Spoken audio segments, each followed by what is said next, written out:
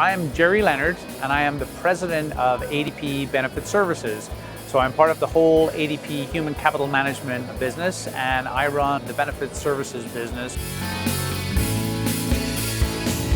So the 4 C's, I should probably explain what they are. When we try to narrow down broad categories about what we think employers are concerned about, critical business issues, our 4 C's are cost, compliance, consumerism, and culture.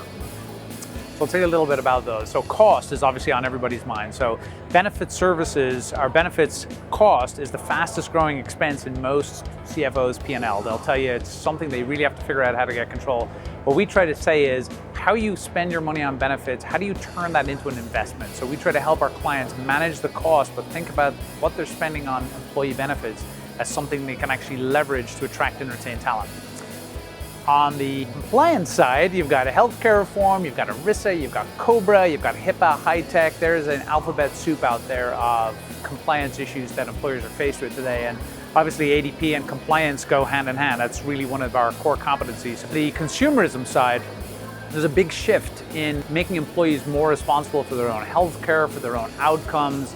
So how you present data to them, how you bring HR right to the front lines through mobile, through much more improved UX, user design. How do you bring a very, very intuitive design to your end users?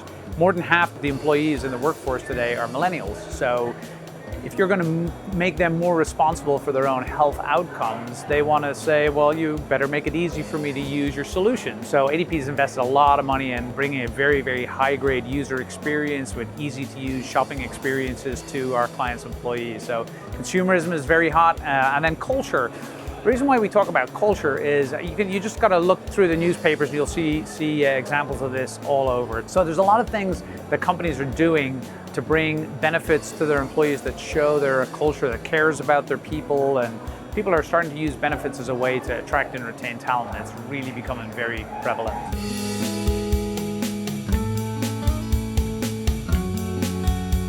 So really it's about engagement. It's like, how do you get people to actually take action on the various choices that they have? So when it comes to using benefits as a way to actually engage your employees, again, having a very intuitive user experience gets people involved in it. And when they start understanding the choices they make and how it's going to pay off for them, they get more involved with things like health and wellness.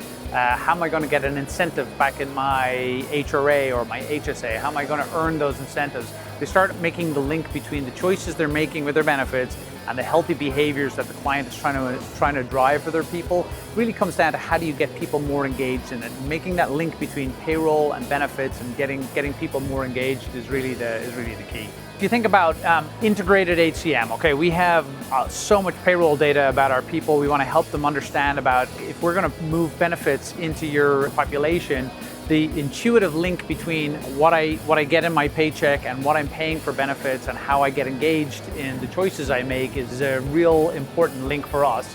And because we're there when clients are making those decisions, we're able to help push decision support. Some of the tools that we use to help clients fulfill their strategy. So we typically sit down with clients and say, what are you trying to use your benefits for? What strategies are you trying to engage? What kind of wellness outcomes are you looking for your people? And then we'll ultimately help them build their decision support, build their benefits administration tools in a way that will engage their employees to make better decisions.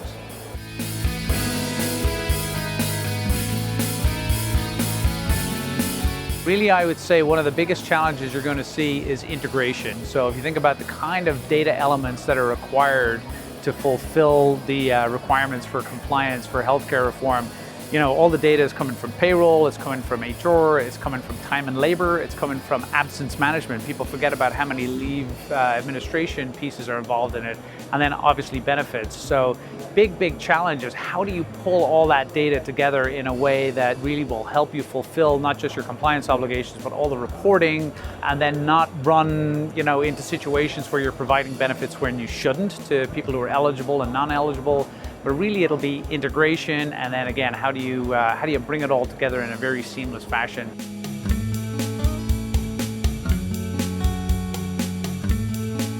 Well, if you think about it, next year clients are going to have to file 1095 forms. So they're going to have to get all that information out to employees. By us kind of maintaining all the data in one place, we'll take payroll files in, we'll be able to know who's eligible for benefits and who isn't.